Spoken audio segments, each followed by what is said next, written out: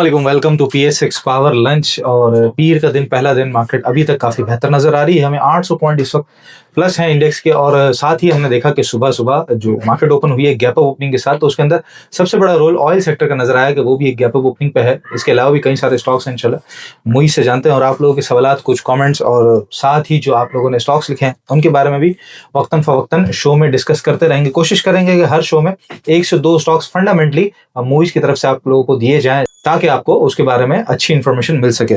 Movies आज की market plus side पे रही। पिछले हफ्ते हमने देखा मार्केट अपने लेवल्स को सस्टेन करते हुए 167,000 से ऊपर की क्लोजिंग दी है। अब जो ओपनिंग है और फिर साथ ऑयल सेक्टर का ऊपर आना है, क्या ये मोमेंटम पूरे हफ्ते कंटिन्यू रहेगा? क्या देख रहे हैं मार्केट? देखिए, मैंने पहला जो ये हमारा शो आया था पावर लंच का आपका मेरे साथ, वो आया था जुमेरात वाले दिन, और उसी दिन मैंने बताया था कि ऑयल सेक्टर की रैली मुझे लगता है कि जल्द आने वाली है और यही कैरी करेगी मार्केट को 180 तक या 190 तक, जो भी हाई लगाएगी वहां तक ऑयल सेक्टर की ही रैली कंटिन्यू करेगी। न्यूज है और चला नहीं है, अंडर वैल्यू है बहुत ज़्यादा, इस तरह से तो ऐसे ही लगता है कि जो है वो कंटिन्यू रहेगी इसकी रैली और अच्छे पॉइंट्स गेन करेगी मार्केट भी प्लस ये सेक्टर भी। अब अच्छा, मैं एक चीज़ भी आपको बता दूं, अगर हम पी रेशो वाइज का टारगेट भी निकालते हैं अगर OGDC और PPL का, तो PPL की क्वार्टरली अर्निंग है 7.5 रुपए इस वक्त, और पूरे साल की अर्निंग बन जाती है तकरीबन 30 रुपए की, क्योंकि 15 रुपए आधे साल और आधे साल 15 रुपए, तो 30 रुपए की अर्निंग। और 9 के मल्टीपल पे अगर हम लगाते हैं, क्योंकि मार्केट का मल्टीपल राइट नाउ 9 पे चल रहा है, 9 के मल्टीपल पर 270 रुपए का टारगेट निकल रहा है, राइट नाउ 220 चल रहा है, तो 50 रुपए की जगह PPL में मौजूद है। और OGDC की 10 रुपए क्वार्टर की अर्निंग है, तो 40 रुपए की अर्निंग पूरे साल की, और अगर 9 का मल्टीपल लगाते हैं तो 360 रुपए, तो इसके अंदर भी 70-80 रुपए की जगह मौजूद है OGDC के अंदर भी।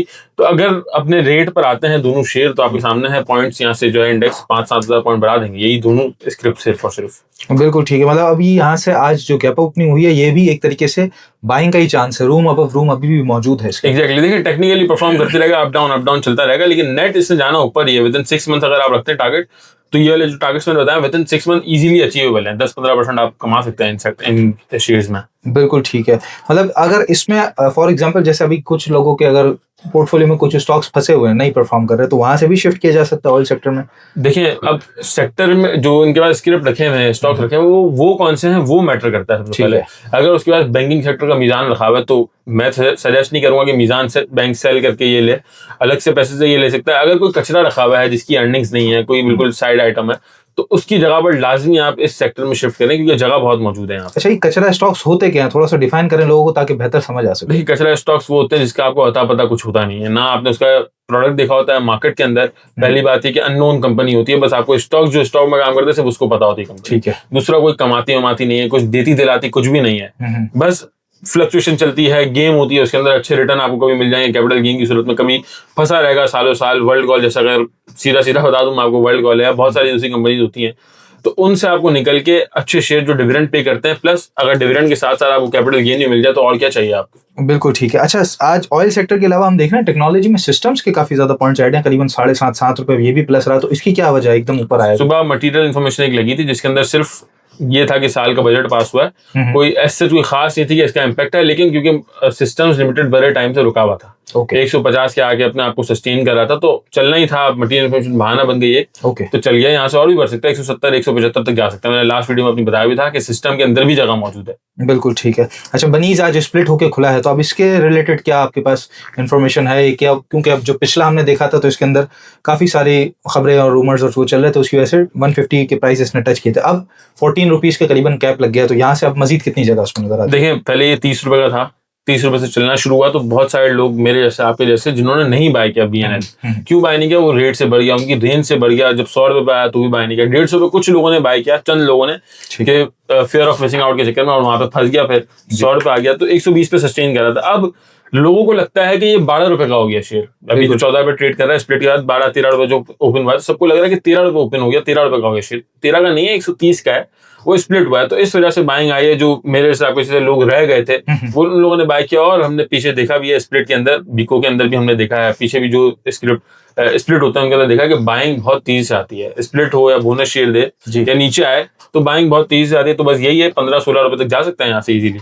बिल्कुल ठीक है। अच्छा, आप स्टॉक्स के टारगेट भी बता रहे हैं, पी रेशियो से भी कैलकुलेट करके बता रहे हैं कि क्या उसका जो है वो टारगेट हो सकता है। इसी तरह हमने एक टर्मिनोलॉजी बहुत ज्यादा सुनी है, फेयर वैल्यू। तो किसी स्टॉक की कोई फेयर वैल्यू भी होती है और उसको कैसे डिटरमाइन कर सकते हैं? देखिए, फेयर वैल्यू कंपनी की यही होती है कि देखिए 3-4 इसके रेशियोज होते हैं स्टॉक मार्केट में, फंडामेंटल्स के, जो कि आप कैलकुलेट करते हैं और उससे फिर एवरेजिंग होती है, एवरेज आउट होता है। जैसे कि मैंने आपको पी रेशियो बताया, अब पी रेशियो आप हर साल की अर्निंग से नहीं निकाल सकते, आप पिछले पूरा डेटा देखना पड़ता है कि कंसिस्टेंसी से अर्निंग आ रही है, पता चला एक साल के अंदर 10 रुपए अर्निंग दे दी, पहले तो 1 रुपए की अर्निंग थी, तो वो पी रेशियो वैल्यूएबल नहीं रहेगा। आपको कंसिस्टेंसी से अर्निंग देखनी है कंपनी की, प्लस कंपनी की बुक बहुत ज्यादा जरूरी होती है। पता चला कंपनी की यहाँ पर मार्केट कैप जो है, मतलब टोटल शेयर्स की वैल्यू 1 करोड़ रुपए आ रही है और कंपनी की बुक के अंदर कंपनी की इक्विटी 50 करोड़ रुपए है, तो वो जस्टिफाइबल नहीं है, उसके शेयर प्राइस वहां से नीचे आएगा ही आएगा। और अगर किसी की, जैसे कि सिंध मुदारबा हमने व्हाट्सएप ग्रुप में अपने बताया था, तो उसकी बुक के अंदर 2 अरब रुपए है कंपनी के पास, कंपनी के अपने 2 अरब रुपए लगाए हुए हैं और वो भी जमा है, उनके एसेट रखे हुए हैं। ऐसा नहीं हार गई कंपनी या नुकसान कर दी कंपनी, 2 अरब रुपए की कंपनी की बुक है। और राइट नाउ कंपनी की जो पूरी वैल्यूएशन, अगर मैं कंपनी के सारे शेयर्स एक्वायर करना चाहता हूँ राइट नाउ शेयर प्राइस पर, तो 1 अरब के बनते, तो ऑब्वियसली यहाँ से डबल की वैल्यू है उसकी, तो ऊपर जाना ही जाना है उसने। जैसे कैटेगरी रिफाइनरी की हम बात करते हैं, जाना ही जाना है, कब जाएगा नोबडी नोस, लेकिन जाना ही जाना है ऊपर। तो इस तरह फेयर वैल्यू डिटरमाइन कर सकते हैं। बिल्कुल ठीक है। चले स्टॉक ऑफ द डे की तरफ आज बढ़ते हैं। आज हमने इमेज का स्टॉक डिस्कस करना है। तो इमेज के बारे में एक तो सबसे पहला सवाल मुझे आपसे करना है, काफी सारे लोगों के मैसेजेस भी आए हमें कि इमेज ने जो डिविडेंड दिया था वो मिला नहीं उनको, तो वो किस तरह हासिल कर सकते हैं, कैसे मिलेगा उनको? और दूसरा, इमेज की परफॉर्मेंस किस तरह नजर आती है, खासतौर पर आई रीट आने के बाद क्या फंडामेंटल चेंजेस आ सकते हैं? देखिए, सबसे पहले तो मैं डिविडेंड का बता दूं। डिविडेंड हर क्वार्टर में कंपनी अनाउंस करती है। लास्ट जो थर्ड क्वार्टर का रिजल्ट आया था पिछले साल का, फिस्कल ईयर 2024-25 का, उसके अंदर थर्ड क्वार्टर में भी 1 रुपए का डिविडेंड दिया था, जो कि बहुत देर से रिसीव हुआ। उसके बाद ईयर एंड के अंदर भी 1 रुपए का डिविडेंड है, जो कि अब तक रिसीव नहीं हुआ। अभी नोटिस आए हैं कि आपका बैंक अकाउंट सही नहीं है, वो कंपनी की तरफ से, लेकिन विद इन 2 और 3 मंथ्स कंपनी दे देती है। थोड़ा लेट करती है हमेशा, हमने देखा है इमेज के 3-4 डिविडेंड हो गए अब तक, जो कि डिविडेंड देने की डेट के 2 महीने बाद डिविडेंड देती है। तो टाइम लगता है, इसके अंदर आ जाएगा डिविडेंड, कोई टेंशन वाली बात नहीं। कंपनी के पास, आपके पास सेव है तो मिल जाएगा डिविडेंड, कोई मसला नहीं है। और फंडामेंटल चेंज की जहां तक बात है, अभी भी राइट नाउ स्क्रीन पे लगा हुआ 25-50 रुपए हो गया, 25 रुपए 50 पैसे हो गया है, इंट्राडे हाई पर आ गया है। तो फंडामेंटल चेंज यह है कि कंपनी ने पहले प्रॉपर्टी ली हुई थी अपने पैसों से, अब उसने उसका आई रीट निकाल दिया है जिसमें पब्लिक का पैसा आ गया। तो कंपनी के पास कैश आ गया है या आ जाएगा, सॉर्ट ऑफ कंपनी के पास अच्छा पैसा आ जाएगा, जिससे कंपनी अपना बिजनेस बढ़ा सकती है। तो कंपनी के लिए बहुत अच्छी बात है। और कंपनी की कंटिन्यूसली अर्निंग्स भी अच्छी बढ़ रही हैं। अगर आपने देखा होगा 60 रुपए की अर्निंग, 60 पैसे की अर्निंग आई है क्वार्टरली, लास्ट फर्स्ट क्वार्टर का रिजल्ट। तो कंपनी की अर्निंग्स अच्छी हो रही है, रेवेन्यूज बेहतर हो रहे हैं और बिजनेस को ग्रो करने के लिए कंपनी के पास फंड्स भी अभी आ जाएंगे, तो यहाँ से ऊपर जा सकता है। बिल्कुल ठीक है जी। चलिए, आज का प्रोग्राम का टाइम हमारा खत्म हुआ। आपके जो सवालात हैं वो आते रहेंगे। हमने ऑयल सेक्टर को डिस्कस किया था, तो उस सेक्टर के रिलेटेड काफी अच्छी परफॉर्मेंस निकल के आई है। तो और मजीद कौन कौन से सेक्टर्स हैं जिनके बारे में आप लोग जानना चाहते हैं, तो वो भी अपने कमेंट्स में जरूर लिखिएगा। बाकी ये वीडियो जहां भी आप देख रहे हैं, यूट्यूब, फेसबुक, टिकटॉक, हमारे चैनल्स को जरूर फॉलो कीजिएगा, सोशल मीडिया को जरूर फॉलो कीजिएगा।